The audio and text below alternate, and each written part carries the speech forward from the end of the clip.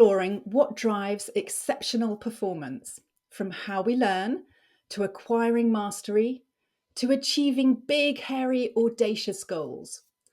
And when our organizations announce a big transformation or we experience a significant change in our work lives, we're going to be digging into what helps us adapt successfully so we can keep performing at our best. My guest is Adolfo Gomez Sanchez, a performance mentor with over 30 years of experience working with elite athletes and global executives. A CEO, former professional athlete, and martial arts expert, Adolfo is the founder and chief passion officer of Gold Results, and he's the author of the Optimal Performance Formula. He's going to be sharing his insights on the performance formula, mindsets, maps, and mojo, along with some practical tips for leaders and managers to help their teams embrace change more successfully. Welcome to the business of being brilliant, Adolfo. Thank you, Helen, for having me. It's a pleasure and honor to be here with you. Oh, thank you. It's lovely to be podcasting together. And many congratulations on the launch of your book, which I'm just going to wave at the camera for those people who are watching on video, because that came out last month, right? And Yeah. how was the whole experience of launching it and knowing your book's out in the world? Well, yeah, it went live on September 11th. It's been exciting because, when you work on a project for so long and you can't share it with anyone because you want to fine tune it. So it's nice to get it out and get feedback, and especially rewarding. The feedback has all been really positive. We made the bestseller list in the first week on new releases, and the number 2 overall bestseller in sports psychology, performance psychology. So it's really nice that it was actually worth something, right? You write it because you think it's useful, but it's nice that people are finding it useful. So it's something. It's been a long time in the coming. It's kind of the summary of what I've been working on over the last 30 years, and it was a good way to put it together and share it with people. Yeah, well, that's wonderful to hear it's doing so well. And I know it is fantastic to hear other people say what they're enjoying and what they're taking from your book, and to know it's taken on a new life outside of your own control, really, which for a long time while you're writing it, it's very much your book, and then it becomes something that's out there in the world. But I'm really looking forward to exploring with you this question of, what does it take, or what are the things that enable us to really perform at our best? And what I love about your knowledge and your expertise and your work is that you break it down into very understandable ingredients, really. But also, you've been a CEO, you've led organizations through growth and change, and you've obviously coached lots of business leaders. So you're also, very tuned into the challenges of kind of supporting people through times of change and helping them adapt and gain new skills, right? So that's a big part of your work and your experience. Yeah, it is, exactly. And it's funny because I believe there's a series of things they don't teach us in school, and they don't even teach us in companies, and definitely athletes don't learn it. And it's beyond the technical skills, which is kind of what we learn. There's a point where you have to learn to adapt, to grow, to resilience, and you need to understand how to manage yourself. And if you work obviously in an environment with people, how to manage people and lead them and interact. And we're terribly bad at that because nobody teaches us those things. So what I tried to do in the book, which I say it in the book, but I'll publicly say it, none of this is mine, in the sense that, this has been around for thousands of years, right? And that's true for any performance coach you'll ever talk to, or whatever they tell you. Nobody's made this stuff up. The problem with it, it's, how do we get people to apply it in a simple way, right? Because if you think of simple, silly examples like, New Year's resolutions and people want to lose weight, get in shape, it's really not that complicated. It's quite simple. What is it's hard, right? It's hard because as human beings, we need to break certain patterns, right? And so that's a part of it. So in the book, I kind of break it into 3 big blocks, and I kind of do the metaphor saying anything you want to build, you need these 3 blocks. So the first one is mindset. And to me, that's the raw material, right? If you want to build a house, you need to have good, or a product, you need good raw material. So for me, mindset is you've got to be aware of where you're going, what the journey is going to be like. It's going to be very complicated. It's going to be really tough. And you've got to know who you are, because that is what's going to really inform you. And that sounds obvious, but people don't have a clear identity of who they are, because that decides what you do and what you don't do. And so many people and so many companies get deviated along the way, right? The shiny new things, and they get, but the great ones know who they are, and they may change their strategy or their tactics, but they never change their identity and what their mission is. So that's, mindset's the raw materials. And then once you've got the materials, you need a plan to put them together, right? You need a design if you're building a house or a product. And that for me is what I call maps. And that's true for any endeavor, because nothing great is ever done in a short period of time. I mean, you don't become a concert violinist in 6 months. You don't become a professional rugby player in a year of playing, right? Anything require, and you don't become a great leader in a year, right? It takes years and years of what's called deliberate practice, of focused and working outside of your comfort zone. And so you have to be aware that you need to think in decades. And for that, you need a map. There's different dimensions, and you need to figure out where you are. The reason for that is, one of the big reasons is, if I compare myself, let's say, I don't know, I want to play basketball. If I compare myself to one of the great basketball players when I've only been training for 6 months, it's impossible. I'll always look bad and I'll get discouraged. Question is, where should I be after 6 months or 8 months or a year or 2 years or 5 years? And then that allows you to understand where you are. And the same is true for transformation initiatives, right? We have this naivete in companies that, we're going to transform the company in 6 months. Isn't going to happen. It's not, you need to understand how people learn and how they integrate skills, and you need to have a realistic landscape. You can have an impact and you can have made changes in 6 months, but you won't be at the end state if it's an ambitious transition. So for me, that map is really important, because it also helps people understand how all the different initiatives piece together, right? If you're on track or not. And then the last one is Mojo, which is so simple but so often poorly done, which is what exceptional execution, right? So when you've got the plan, you're going to do it. And this, you see a lot of founders in businesses, a lot of startups, they got these great plans, they put them together, and then they don't execute the basics well. And that's what it's all about. If you don't execute in the day-to-day, you're not focusing on getting better, you're not taking feedback and learning, you get blown out of the water, because somebody else will come and be better than you. So for me, those are the basics, and it sounds simple, but it's actually really, really complex to do, and to change the cultures and the dynamics of people, right? Because a lot of times you have to take a step back to go forward, right? You need to stop, rethink something, right? Athletes are a great example. Tiger Woods changed his swing halfway through his career, right? That's insane, right?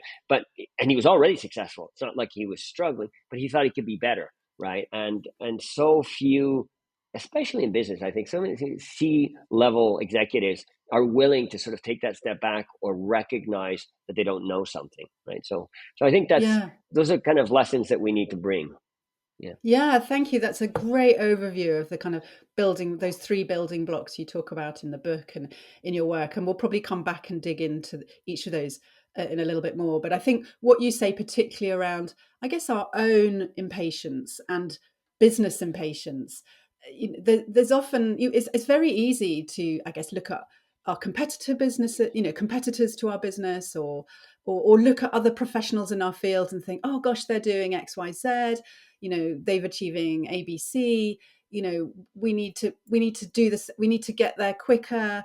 It's just like, I don't know, there's a real, it's really hard to take the long-term view and not to be so influenced by, the constant speed around us. I think it's quite a challenge mentally to say, no, I'm going to keep grafting, because we're so attuned in our society now to expect instant gratification.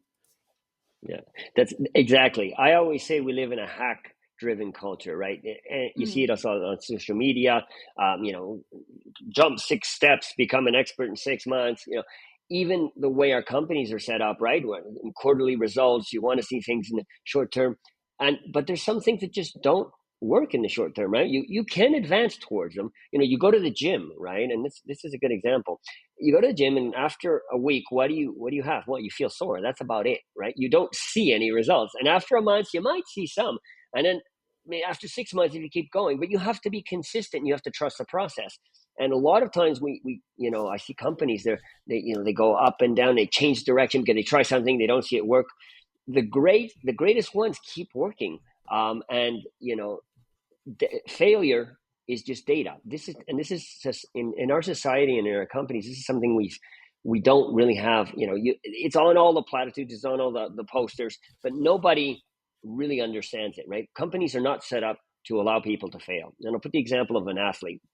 Athletes spend 90% of their time working on what they're not good at, because there's two types of training, and we need to understand this.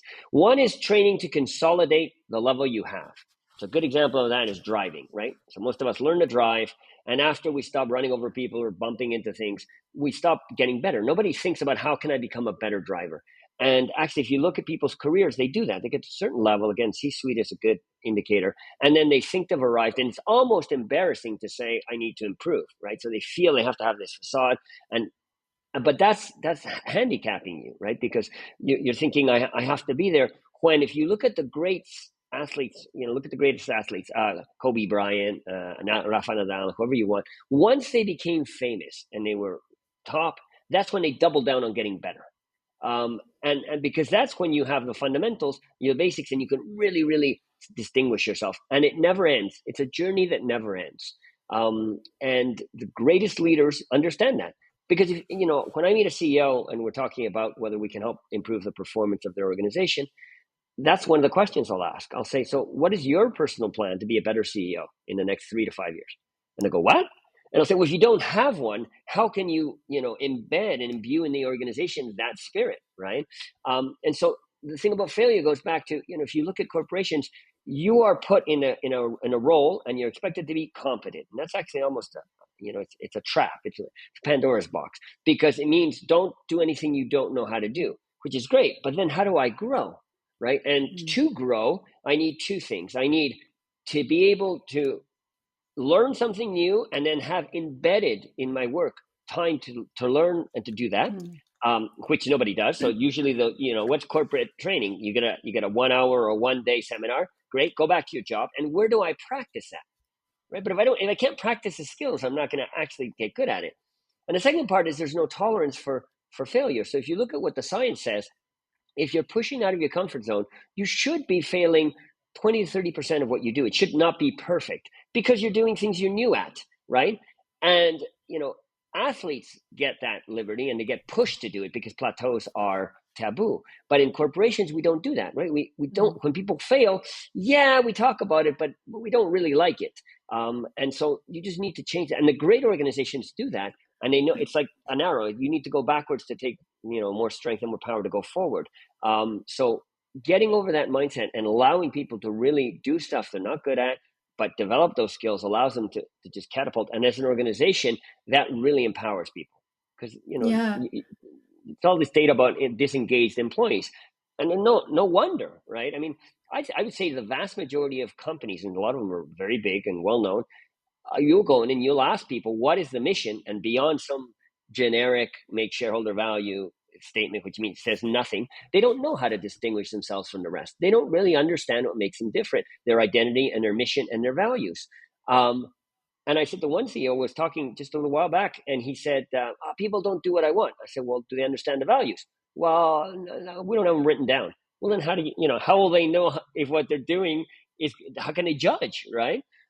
So stuff, and we skip over these things, right? Because they're soft skills and they're hard to measure, but it kills us. It absolutely kills us. So there's a lot of stuff that I think, we really need to go back and look and say, how do they do it in the world of sports? Because sports is the ultimate pay for performance industry. So you think they're not stupid. There's a lot of money in play, and they need to get people to perform. So how do they do it? And there's probably some learnings there. Yeah, yeah, I'm sure there are, and it's lovely throughout your book how you give examples of how to put your advice into practice if you're in the sports world or if you're in the business world. And I'm wondering, listening to you talk about this, is, you know, we might all experience roadblocks on our journey towards the things we're trying to achieve, right? And sometimes those roadblocks are going to be things relating to us. Hmm. But sometimes they might be things in our environment. I'm thinking specifically in the world of work. There might be Hmm. cultural barriers or bias or simply a lack of opportunity for us to grow in the way we want to grow. Um, how do you advise people to, I guess, recognize what roadblocks might be holding them back from growing and improving, and you know what to do about it if they spot some? Yeah. Well, that's a really interesting subject, Ellen. So, first thing to keep in mind is um, yeah, when we run into a challenge, I'll call them challenges. Um, First thing you need to try and evaluate is what part can you do something different and what part's totally out of your control. So we tend to, there's some great studies that show that people on the vast majority, when things go well, tend to overestimate their own merit in those good results, and when things go badly, they overestimate external exogenous factors. And I find it's actually useful to do the opposite, right?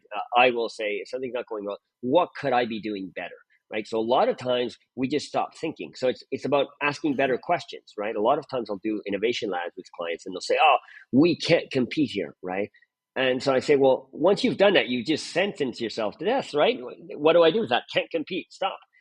What if we ask the question, what would have to happen? What would we need to be able to do to compete? So now you're putting your brain to think about, what limiting paradigms do I have? What would I have to change? Right. So when you run into a roadblock, the first thing is how much is in your control. And then there are things that are totally out of your control. Market tanks, a market, a bad market, or, a certain in the company, there's a different direction. That's fine. What you then have to decide is this is a long term vision. That's where the map comes in, right? And no career in any industry is linear, straight up, right? It's up and down, right? And the problem is we only see in our world, in our media driven, success driven world, you only see the successes. But if you scratch, and anybody who's had success, they've lost a lot.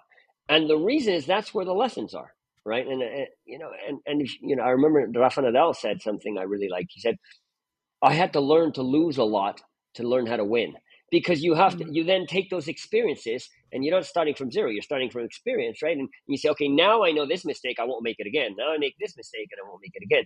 And that's why we go back to thinking in decades, right?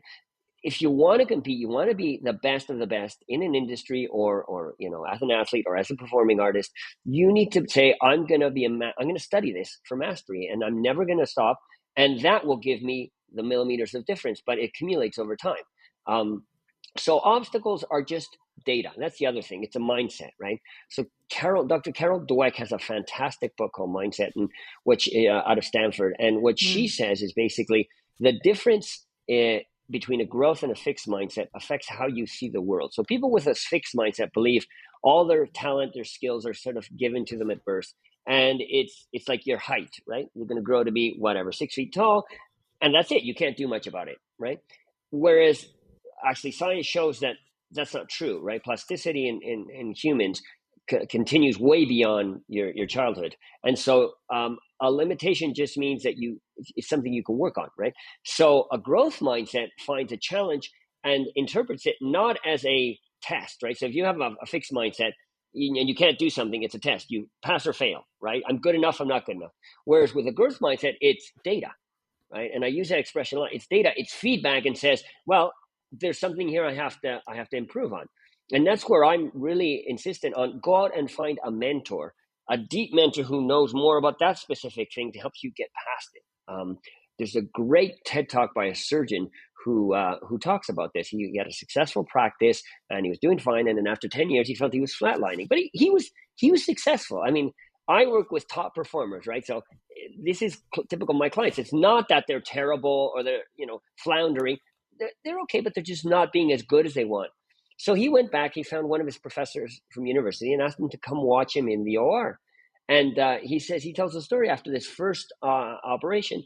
He looked at the professor and said, "Hey, that went pretty well." And this his mentor had like 3 pages of notes, right? And he says, "Oh, it's just little things," but he realized the level of awareness you can have of A, somebody who's not you because you can't see yourself, and B, somebody who's spent a lifetime doing this one thing right? And people like Steve Jobs. Steve Jobs was a brilliant guy, but he also had the advantage that he was obsessive about one particular thing. It was design and customer experience.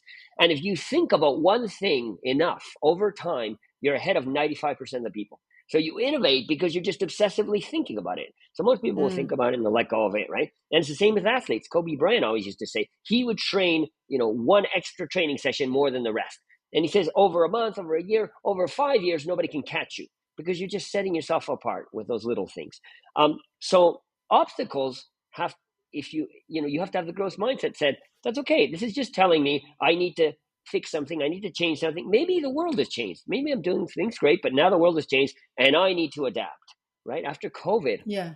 a lot of companies in consumer goods, for example, their distribution channels have been cut off, and they realized how fragile it was, right? So they had to rethink, and a lot of them struggle mightily to reinvent themselves.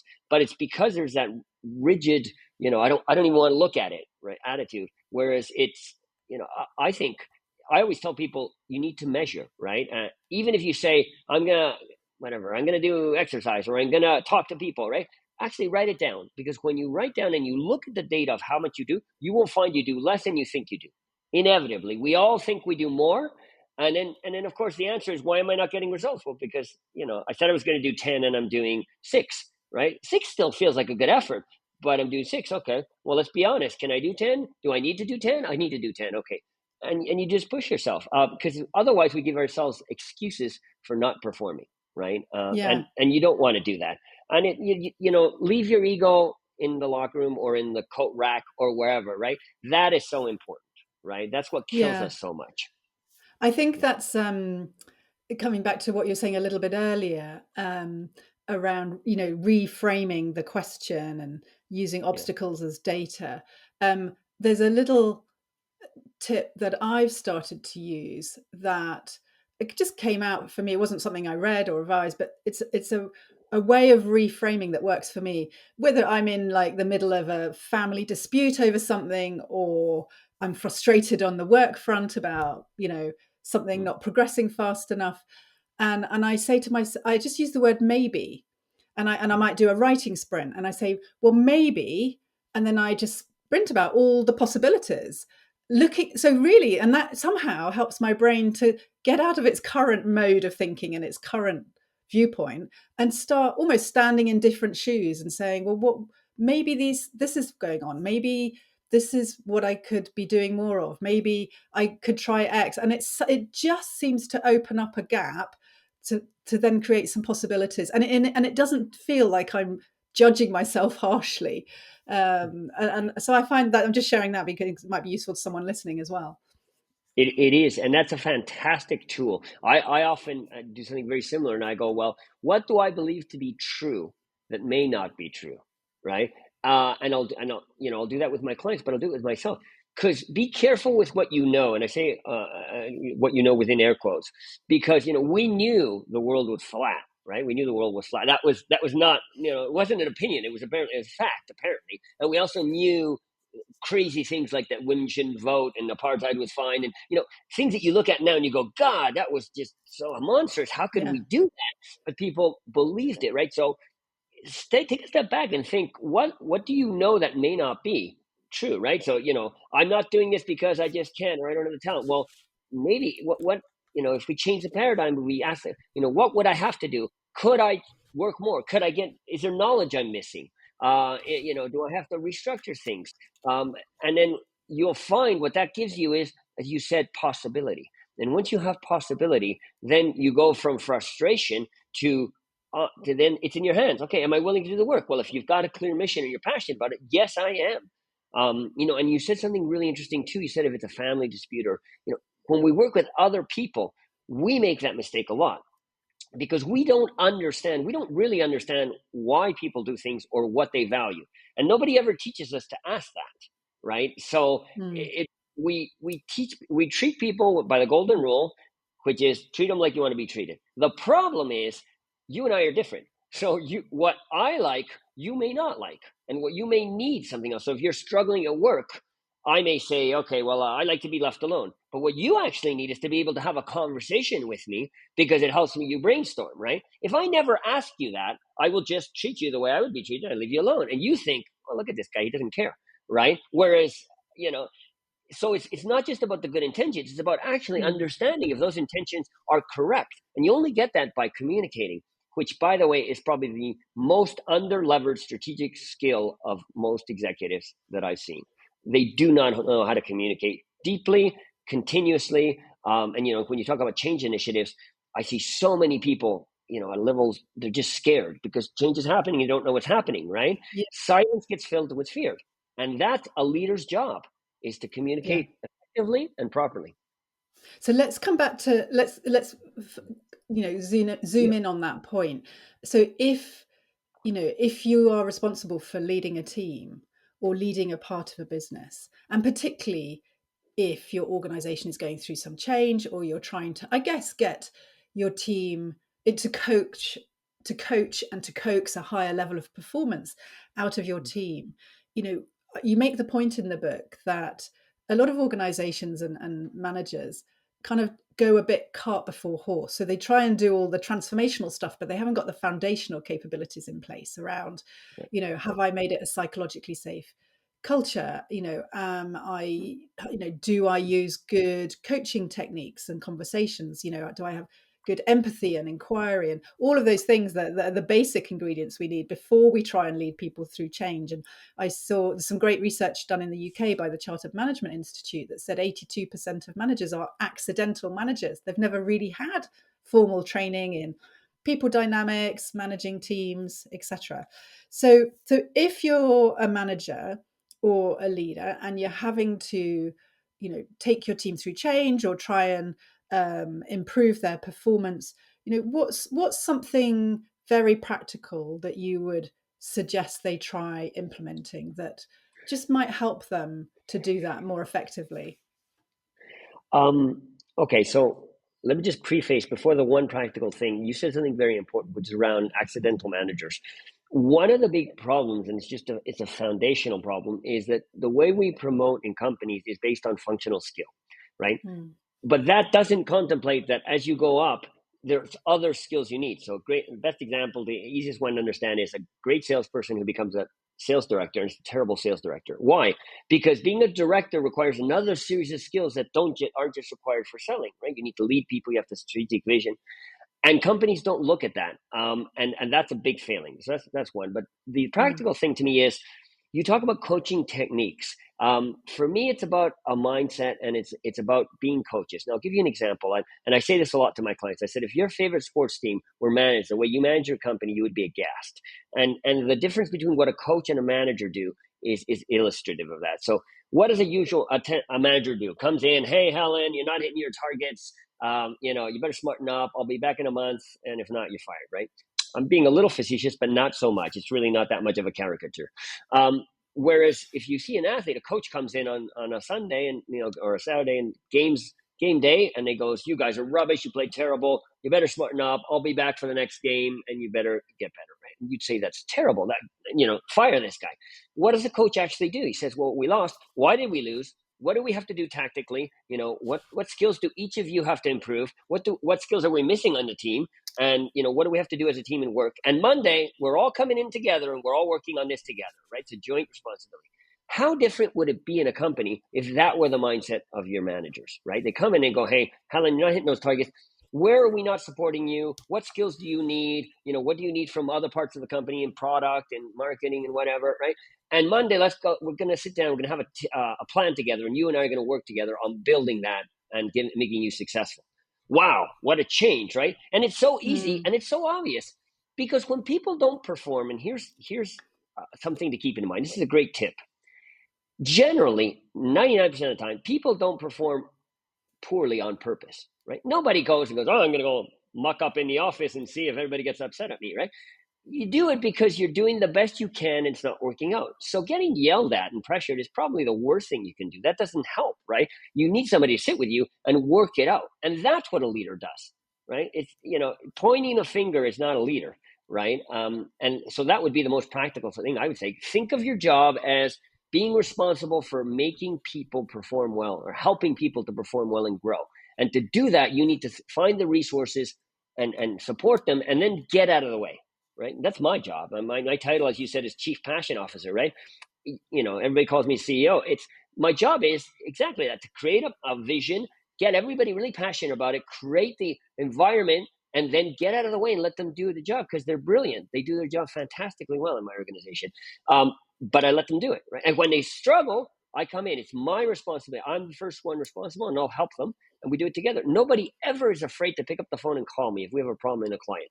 And that's a good indicator, right? People are afraid that they try and cover stuff up. If in your organization people cover stuff up, that's why, right? Yeah. They should go look for you as a guide, not somebody to be afraid of. Yeah, that's such great advice, and you're reminding me of some conversations I've been having over recent weeks with other chief executives as I'm researching and writing my second book, People Glue. And one of them talked about how they have the language in their organization about the stupid phone.